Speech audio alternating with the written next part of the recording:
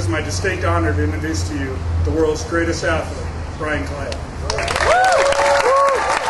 Thank you again for having me back home and celebrating with myself and my family. The Olympics have been very different for me than the last Olympics, than the 2004 Games. I was going into this Olympics a little bit more well-known, of course. I was going in as a little bit more of a favorite to win the gold medal. There was a lot of expectation.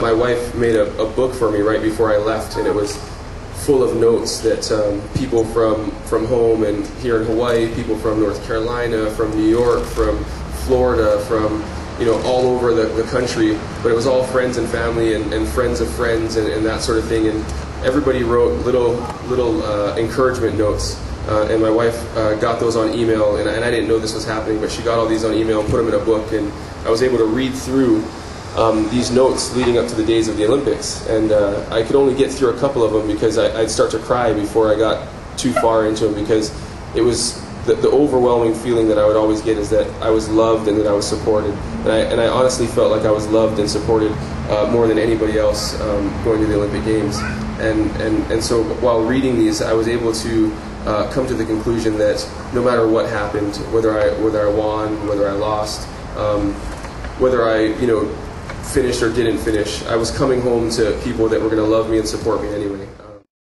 It was a little foggy for a few days. It rained, and after the rain, the fog cleared up, and we had blue skies.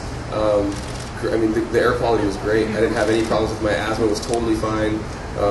In fact, I didn't even have to take my inhaler once when I was there. So it was great.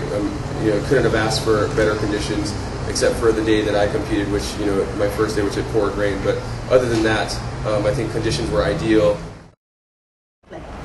Right now, we have, or I don't know about we, I haven't had a chance to sit down with my coaches and everybody yet because I haven't been home. But I'm thinking we might try and make a run at it. Of course, we're gonna take it, a year at a time and see how my body's feeling, and if I can keep keep doing well and keep having fun, and of course I think the main thing is keep making money so that I can support my family. As long as that happens, I don't see why we would stop. And we've never had a 3-time medalist in the decathlon ever in the history of the decathlon, so I'm hoping that I can make a run at that and